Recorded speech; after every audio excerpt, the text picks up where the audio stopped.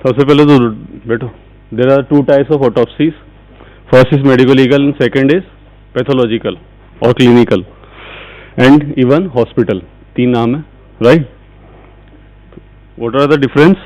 First purpose are the main difference. First purpose is, in medical legal autopsy you have to find out manner and cause of death, मरा कैसे, ठीक है? और in the hospital and clinical autopsy जब आप academic purpose से किसी को बॉडी डोनेट कर देते हो, मेनली एनाटॉमी में या पैथोलॉजी में, राइट? पैथो में भी जाती है body, to find out the cause of sorry the disease, जो स्टडी करने के लिए ली जाती है, ये मरा कैसे, कुछ नई डिजीज है या something like that, for the extent of a disease that it is pathological in academic purpose. Medical legal autopsy can be done by any RMO, registered medical officer, but hospital autopsy can only be done by pathologist. Simple thing, ये आता है, ये question आ चुके हैं, अगर ये बहुत simple questions में माना जाता है, ठीक है ना? अभी तुम्हारे लिए सिर्फ याद रखने के लिए पर्पज से, रिवीजन के लिए. Consent for medical legal autopsy is not required anyhow, किसकी? रिलेटिव्स की. क्योंकि ये why it is not required ना, ये हुआ है but not, that's not the reason. Exactly, that body is the property of state, ये रीजन है. गवर्नमेंट प्रॉपर्टी है. जब आपकी डेथ होती है और ऐसे पोस्टमार्टम वाले कंडीशन पे जब कागज बनने शुरू होते हैं तो रिलेटिव्स की प्रॉपर्टी नहीं रहती है legally. It is a property of state and only police can handle it. Then जब पूरा काम हो जाएगा, इवन आप पोस्टमार्टम नहीं कराओ तो भी पुलिस ही आपको एंडोर करेगी, हम नहीं कर सकते. We doctors can not hand over the body to relatives at any condition without the permission of policeman. याद रखना, that is why no consent, nothing. वो स्टेट की प्रॉपर्टी है. जैसे कई बार तुम्हारे साथ होगा that the people will come and tell you please we don't want to get postmortem examination anything else, तो आप उनके पास सिंपली जवाब देना that it is not in our hand, talk to police और आईओ जो इन्वेस्टिगेशन ऑफिसर. अगर वो लिख के दे देते हैं, बिकॉज वो लाए हैं, उन्होंने कागज दिए हैं हमें, पंचनामा, कि हमें पोस्टमार्टम करवाना है, आप उनसे मना करवा दो, वो बॉडी ले जाएंगे, हम दे देंगे, हमें कोई दिक्कत नहीं. It is as simple is that. आप सीधा मना करो कि आप उनसे बात करो, हमारे पास इसकी कोई ऑथोराइजेशन नहीं है. नेक्स्ट इज, हाँ इसमें हाँ बोलो, तुम्हारे क्लिनिक में, हाँ फिर वो बेटा इतना बड़ा डॉक्टर बन के क्लिनिक खोले, हॉस्पिटल खोल, सपना तो हॉस्पिटल का देख, बड़े वाले का. हाँ ठीक है, अगर तुम्हारे वहाँ पे भी डेथ हो जाती है, it is always run like a private institute, चाहे वो प्राइवेट मेडिकल कॉलेज हो, क्लिनिक हो, हॉस्पिटल हो, सेम थिंग.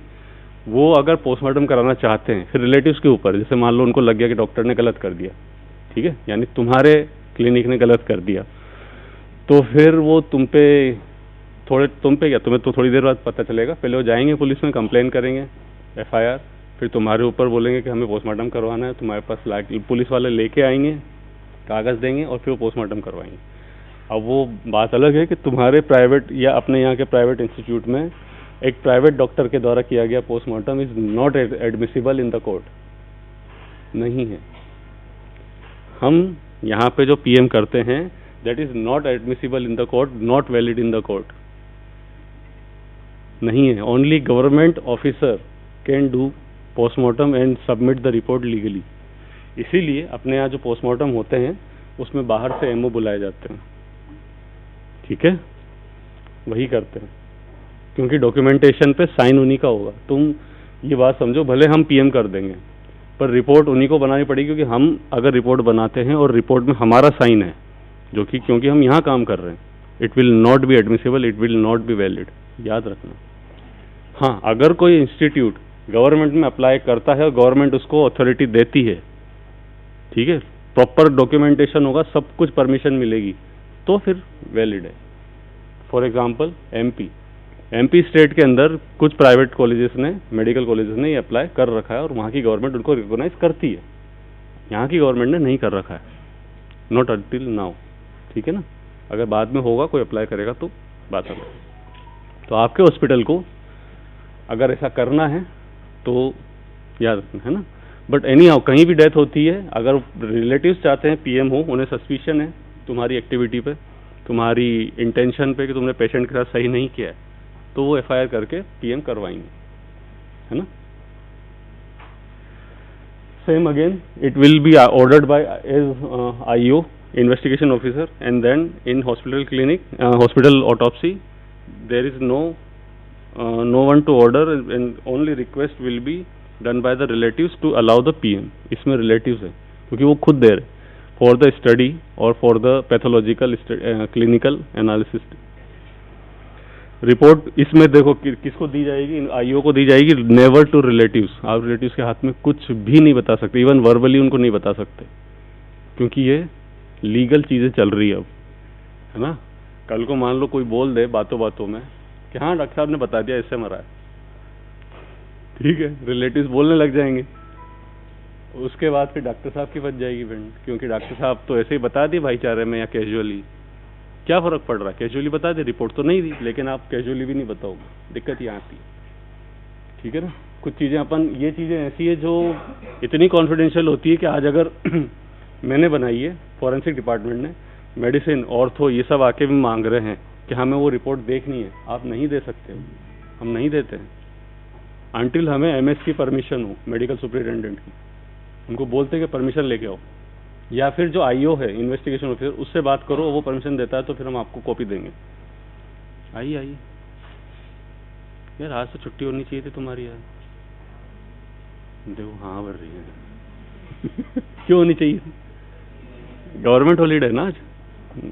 चलो चलो चलो विसरा, हाँ जीएच है आज विसरा, इसमें सील और सब करके अपन यूजुअली पुलिस को देते हैं, पैथोलॉजिकल वाले में या फॉर क्लिनिकल वाले में सिर्फ हॉस्पिटल में रखे जाएंगे। फॉर एग्जांपल पैथोलॉजी में तुम जितने स्पेसिमेन देखते हो ना, वो एक तरह से हॉस्पिटल या क्लिनिकल ऑटोप्सी के थ्रू ही मिले हुए हैं, समझ में आ रहा। Body given to IO and in that hospital body given to relatives, ये यहीं से सारे डिफरेंस आ जाएंगे, ठीक है। उस साइड वाला पूरा क्लिनिकल स्टडी आपके हॉस्पिटल के लिए, to know the cause, to study the disease pattern, क्या नई फाइंडिंग्स है, इसमें only manner and cause of death, because it has some suspicious thing और क्राइम, राइट। ये ऑब्जेक्टिव होते हैं, लीनियरली यही होते हैं, आइडेंटिफिकेशन करने के लिए कौन है, हु, व्हेन, विच और injury, and why, what, where और हाउ। ये आता है why, who is the victim, identity, then when, time of the death, which injury cause the death, cause of death, why यानी manner of death, what injury का description पूरा, then where death occurred. आप सब circumstances भी बता सकते हो, कई बार इंजरीज ऐसी होती है या उनकी बॉडी पे फाइंडिंग ऐसी मिलती है जो सर्कमस्टेंशियल एविडेंस बन जाती है, ग्रीस, मड, लीव्स, जो जंगल का पैटर्न हुआ, रेत का हुआ, समथिंग लाइक दैट, है ना। जैसे फॉर एग्जांपल आप ड्राउनिंग के कैसे बताते हो कि यहाँ कुछ मड मिल जाएगा, बॉडी में कुछ ना कुछ मिल ही जाएगा, right. So collection of viscera, externally semen, grease, dirt, rope, fibre etcetera, and internally internal viscera. Foetus की कंडीशन में और सिचुएशन में एक चीज आपको और ऐड करनी पड़ती है, to find the age of the foetus, except those things, 7 points और 6 points, you have to find out the age, this viability also. Viability क्या होती है, अब तो खत्म हो गया तुम्हारा कोर्स, वायबिलिटी क्या होती है फीटस में, बोलो यार, आता है, ये तो बहुत फेवरेट चीज है, छोटी छोटी चीजें हैं, तो टर्म्स क्या, वायबिलिटी होती क्या है, हाँ, the ability of the foetus to survive outside the womb of the mother, simple line है। क्या होती है, क्या कंडीशन है इसमें वायबिलिटी में, 28th वीक और 7 मंथ, राइट। क्यों होती है, पैथोफिजियोलॉजी क्या है, फिजियोलॉजी क्या है इसकी, मैकेनिज्म, लंग्स मैच्योर हो जाते हैं, इतने मैच्योर, कैसे बोलेंगे मैच्योर, बता भाई, लंग्स को मैच्योर कब बोलेंगे, गर्दन नहीं ला रहा मतलब तेरे को पता होगा, बता। हाँ, पिंक हो जाते हैं, मैं तेरे को भी पिंक कलर से पोत दूं तो मैच्योर हो गया, हम सब तो इमेच्योर है भाई, इस हिसाब से पिंक हो जाते हैं। तेरे पिंक है भी अंदर, बेटा पैचेस लग लग के ब्लू ब्लैक हो चुके होंगे। आप इतने पोल्यूशन में रहते हो, इतनी चीजें धुआं ये सब, बाकी जो डेलिबरेटली सूंघते हो वो सब अलग चीज है, राइट। पिंक लंग्स तो नहीं मिलेंगे मैच्योरिटी के लिए। हाँ बताओ भाई किसको आता है? सर्फेक्टेंट, हाइलाइन मेम्ब्रेन्स जो रहती हैं, सर्फेक्टेंट बनता है, वो प्रॉपरली डेवलप हो जाता है स्पिंगोमाइलिनेज और वो दो चीजें रहती है, राइट। क्या क्या रहता है सर्फेक्टेंट में, मैं खुद भूल गया, लेसिथिन एंड स्पिंगोमाइलिनेज, उनका रेशियो डेवलप हो गया अच्छे से, तो वो एल्विलाइज, इन्फ्लेट, डिफ्लेट, ये वाली कंडीशन अपने आप अचीव कर लेते हैं। That is viability, right. तो ये आपको बतानी होती है। सेकंड चीज, अगर न्यूबॉर्न है, मरा हुआ पैदा हुआ है, डेड बोन और लाइव बोन, सिंपल सी चीज। ये सब तो ब्रेन नाइफ होता है, कार्टिलेज नाइफ होता है, काउंसिलमैन, ये सब ये तुम्हारे काम की चीज है। ड्यूरा स्ट्रिपर, ड्यूरा निकालने के लिए, जो आप ड्यूरा चिपकी होती है ब्रेन में, उसको अलग से स्ट्रिप करने के लिए। हैमर चीजल, स्कल ओपन करने के लिए। Richards dissecting scissors, angular blades होती हैं, स्कैल्पल होता है, ये रहे। That one is bread knife, cartilage knife, dissecting knife, third one. Second, fourth one again is a bread knife, दोनों मिलते हैं अपने आप ही, ये वाला है नीचे वाला, काउंसिलमैन ब्लेड। सो ये नीट का क्वेश्चन एक बार पता नहीं क्यों डाला था पर आ गया, ये वाला मिडिल वाला लोअर, काउंसिलमैन ब्लेड। सो फोटो नहीं था, थ्योरेटिकल था, ठीक है। डाइसेक्टिंग सीजर सब जो हर जगह हर सर्जरी में यूज होती है। ड्यूरा स्ट्रिपर, ड्यूरा निकालने के लिए। डाइसेक्टिंग सीजर्स, ये एंगुलर सीजर्स जहां भी यूज होगी, मतलब आप किसी डीप कैविटी में कहीं पे कट करने के लिए यूज ले रहे हो। इवन सर्जरीज में भी यही होता है ना। स्केल्पल, स्केल्पल होती है। Rachiotome saw, this rachiotome saw is used for cutting out the spinal cord back से। एक्चुअली ये चीज ऐसी तुम्हें 3D में नहीं दिख रही, इट्स डुअल थिंग। ये जो आप साइड में देख रहे हो ना, ऐसा दिख रहा है सिंगल, बट अगर फ्रंट में देखो तो ये दो ब्लेड्स हैं, इनके बीच में एडजस्टमेंट करने के लिए, लेंथ विड्थ एडजस्ट करने के लिए स्क्रूज रहते हैं। आप विड्थ एडजस्ट करो according to the width of the spine of the object, फिर उसको फिक्स करके फिर आप कट करते। दोनों साइड एक साथ कट होती है और स्पाइन और वर्टिब्रा बाहर आती है, लाइक दैट, बट ये रेयरली यूज होती है। स्पेंसर वेल्स फोर्सेप्स बहुत कॉमन क्वेश्चन है, फॉरेंसिक का नहीं, क्लिनिकल का, सर्जरी का, ठीक है। इस नाम को भले कहीं ना कहीं याद रख लेना, सर्जरीज में काम आएगा। स्पेंसर्स वेल्स फोर्सेप्स, ये तो उनकी डिटेल्स हैं। रेक्योटॉम, स्पेंसर वेल्स फोर्सेप्स, देखो ये क्या लिख रहा है, ग्रिप स्लिपरी स्ट्रक्चर। जो वेसल्स आप सर्जरी करते हैं, जनरल सर्जन और इवन गायनी वाले, कोई भी आप सर्जरी कर रहे हो, जो वेसल्स होती हैं उनको क्लिप करने के लिए, पकड़ने के लिए, फॉर टेम्परेरी पर्पस ये यूज की जाती है, बिकॉज ये स्लिप करने वाली चीजों पे ज्यादा अच्छी पकड़ बनाती है। इनमें सेरेशंस होते हैं। ये एग्जामिनेशन क्लॉथ आपको पता होगा, क्लॉथ का एग्जामिनेशन करना है जितने भी हैं। डिस्क्राइब, अगर बर्न है, buttons, colours, lack of crease, tears, wet and dry, disarrangement, stains, blood, faeces, grease, saliva, mud etcetera. एक बार लेयर बाय लेयर इनको रिमूव करना होता है और लेबलिंग करनी होती है, राइट। अलग से बैग में इनको पैक करके देना है। एग्जामिनेशन ऑफ द बॉडी, हमें अगेन वही चीज, age, sex, race, stature, scars, colours, hair distribution, ये सब चीज, इवन टैटू, टीथ, आप देखोगे हर एक चीज का एग्जामिनेशन करना होता है। टाइम सिंस डेथ बताने के लिए हम रेक्टल टेम्परेचर यूज कर सकते हैं, बट डेड बॉडी में फिर वो चीज ऑब्सोलीट, मतलब एक तरह से वैसे हो चुकी है ऑब्सोलीट। क्या टेम्परेचर गिर रहा है, या तो आपको फॉर्मूला पता होना चाहिए फिर। बॉडी टेम्परेचर गिरने की भी एक रेट होती है, कब मरा उस टाइम से कितनी आवर्स में कितना टेम्परेचर कम होता जाएगा। जनरली आप बोल देते हो कि आपका बच्चा मर गया या आपका रिलेटिव मर चुका है, राइट, क्योंकि बॉडी ठंडी हो चुकी। बट अगर आप उसका टेम्परेचर निकाल लो और आपको एक बेसिक सा फॉर्मूला वो पता हो, पर आवर टेम्परेचर कितना कम होता है, आप उसकी आवर्स बता सकते हो कि शायद 4-5 घंटे पहले खत्म हुआ हो, like that. PM staining, RM, rigor mortis, putrefaction, सब ये आपको पता है। फ्ली, ओवा एंड मैगट्स, ये पुट्रिफिकेशन वाली कंडीशन है, राइट। अगर मिलता है तो बताना है। मैगट्स और फ्ली में तुम्हें इवन उनकी साइज बतानी होती है।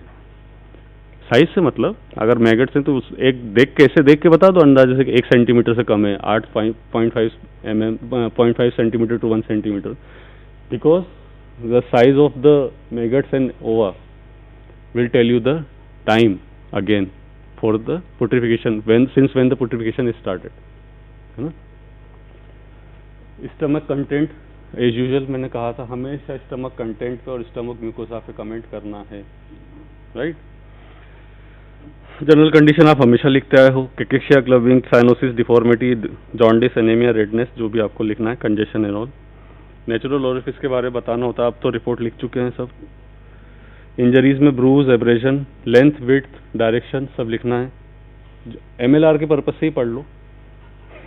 ब्रूज, एब्रेशन, जितनी भी इंजरीज होती है, लेंथ, विड्थ, डायरेक्शन, कलर और प्रॉपर्टीज, अगर उसमें ब्लीडिंग हो रही है, नहीं हो रही है, स्कैब बन चुका है, XYZ जो भी है, फॉरेन बॉडी मिल रही है, टिश्यूज बाहर आ रहे हैं, वो सब बताना होता है। वुंड्स ऑफ असॉल्ट में डिफेंस वुंड है, एक्सीडेंटल वुंड है, नेचर बतानी है, डायमेंशन, डायरेक्शन, पोजीशन सब। Deep penetrating wound and in case of ligature, जो आप लिखते नहीं हो, किसी ने भी नहीं लिखा था, एग्जैक्ट पोजीशन बतानी, वही जितनी लेंथ विड्थ है ईयर से और चिन से। मैनर, एप्लीकेशन ऑफ नॉट, जब आप नॉट की पोजीशन से मतलब है आप उसका डायरेक्शन वो बता दो किस साइड पे कम है, कहाँ पे डिसअपियर हो रहा है ligature, that is the note. अगर मटेरियल पता हो सामने, तुम्हारे पास मटेरियल साथ में ले आए, just right the one word, nylon है, जूट है, प्रॉपर रस्सी, कोई भी मटेरियल, दुपट्टा है, कोई साड़ी है, ठीक। फिंगर मार्क्स मिल रहे हैं तो वो abrasion should be noted. Gun shot में देखो इतना कुछ लिखना होता है, बट तुमने फायर आर्म में कुछ लिखा नहीं है। गन शॉट में कोर्स एंड डायरेक्शन लिखनी होती है, बुलेट एंटर कहाँ से की, एग्जिट कहाँ से की, इंटरनली किस चीज ऑर्गन को डैमेज करती हुई गई है, ब्लड वेसल्स, नर्व्स इंजर्ड, है ना, वो सब आपको डायरेक्शन मेंशन करनी है, उन सब टिश्यूज को प्रिजर्व करके रखना है, इतना कुछ होता है। और एक्सरे लेना है अगर तुम्हें बुलेट नहीं मिलती है तो।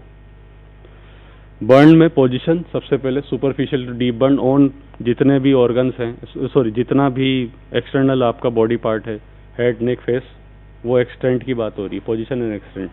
Degree again superficial to deep. Manner, फिर जब टोटल परसेंटेज निकल जाएगी तो मैनर भी बताना है, ड्राई फ्लेम है या लिक्विड से जला है, ठीक है। न्यू बोर्न के अंदर उसकी लेंथ देखो, न्यू बोर्न का पोस्टमार्टम तुम्हारा आई डोंट नो कराया नहीं कराया। सबसे पहले तो बच्चे का लेंथ लेनी है, head to toe, heel, not toe, heel actually, सिर्फ हील ही लेना, टो ऐसे करके आप थोड़ी लेंथ बढ़ा सकते हो, गलती हो जाती है कई बार, head to heel, right. Then condition, अब वो अपने से खड़ा नहीं हो सकता ना, तो एक तरह से हेड टू हील ली जाती है, ठीक है, उसकी हाइट कितनी होगी। कंडीशन कैसी है, मतलब सेम वही राइगर मोटिस, PM और ये सब वाली कंडीशन सारी। टाइड और टोन्ड और cut umbilical cord, umbilical cord का प्रेजेंट होना, एब्सेंट होना, किस तरह से कटी, ये बताती है कि उसकी कंडीशन क्या है। हॉस्पिटल डिलीवरी में पैदा हुए बच्चे और उनको फेंक दिया, ठीक है, मरे हुए या कैसे अबेंडन कर दिया, there will always be cord clamp, मतलब उसमें लगा हुआ रहेगा, जो हॉस्पिटल डिलीवरी होती है उसमें क्लैंप लगा के छोड़ा जाता है। और जिसको फेंकना होगा या जिसको अबेंडेंट हो करना होगा, वो इतना सब कुछ नहीं सोचेगा, दिमाग नहीं लगाएंगे, उनको डिस्कार्ड करना है, क्योंकि माइंड में वो चल रहा होता है कि हमें डिस्कार्ड करना है, हमें नहीं चाहिए ऐसा। There will always be present और क्लैंप। यूजुअली इन्फेक्शन है, काटी हुई है, तो फिर वहाँ पे वो हो सकता है कि उसको नॉन हॉस्पिटल डिलीवरी जिसको आप बोलते हैं, outside the hospital delivery, non institutional delivery, उसके अंदर उसकी umbilical cord can be torn और इन्फेक्टेड, और इवन मतलब जो हॉस्पिटल वाला जो क्लैंप आता है ना, वैसे कुछ नहीं मिलने वाला, हो सकता है उन्होंने वैसे ही बांध दिया हो, ऐसे फेंक देते हैं। नॉन हॉस्पिटल मतलब नॉन इंस्टीट्यूशनल, मतलब कहीं बाहर घर पे करा ली, गांव में हो जा, बहुत होते हैं आज भी, ठीक है। Then examine the lower faces of the femur और even just length, ossification centre निकालना होते हैं वैसे तो। एक्सटर्नल इंजरीज सब लिखना है, बच्चे के फीटस पे भी। देन आता है आपका ओपनिंग, सबसे पहले किसकी की जाती है, थ्योरेटिकल क्वेश्चन है नीट का तुम्हारे। Which cavity first to be open, skull और cranial cavity, right. Then thorax and abdomen, why, because अगर कोई पॉइजनिंग हुई है, इवन alcohol, phenol, कोई other anything, any poison, there will be smell of that poison in cranial cavity. ये एक reason है सबसे पहले cranial cavity ओपन करने का. But in practical scenario cranial cavity सबसे लास्ट में ओपन करते हैं लोग,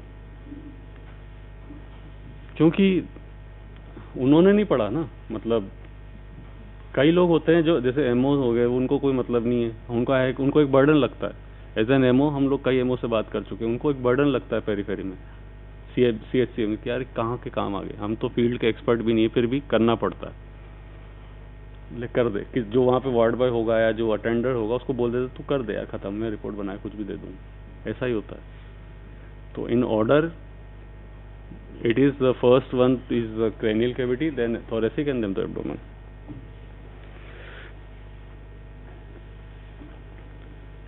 ये सब आपको लिखना होता है. Size, shape, surface, consistency and friability, toughness and colour of the cut surface of the organs.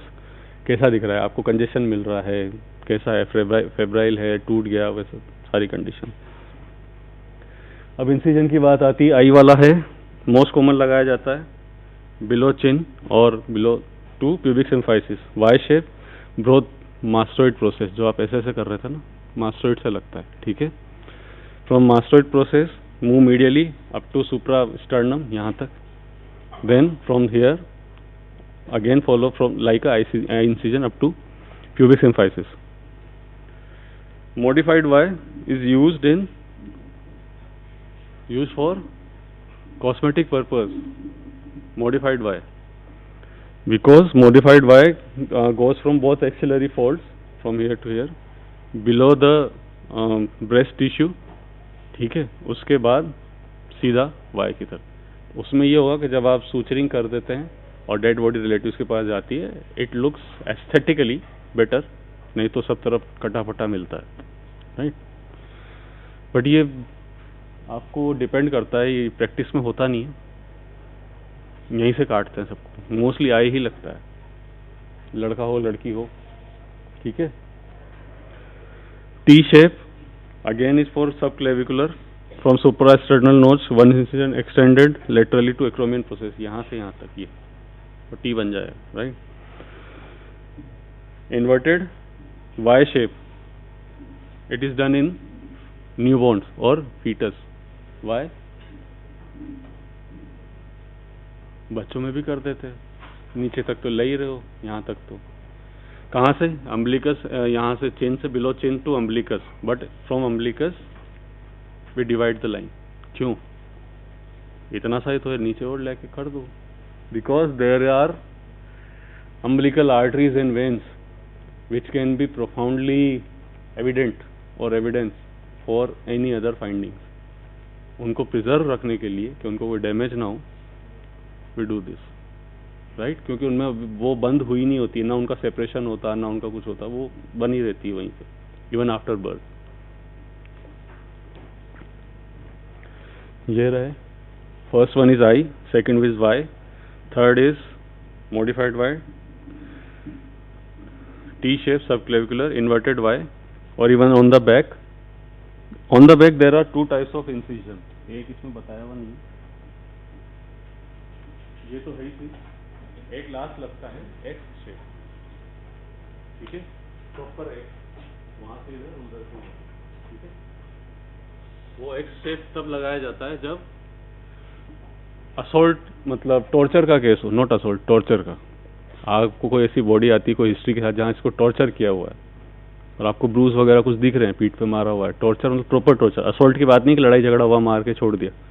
Proper assault, वो टॉर्चर जो होता है ना, किसी को फिजिकली टॉर्चर करना लंबे टाइम तक, तब किया जाता है. ठीक है. मेथड्स आर 4, ये तो पता है. वर्चोस मेथड कौन सा होता है? एक एक ऑर्गन निकालना, बहुत लेंदी टाइम लगता है यार. ठीक है.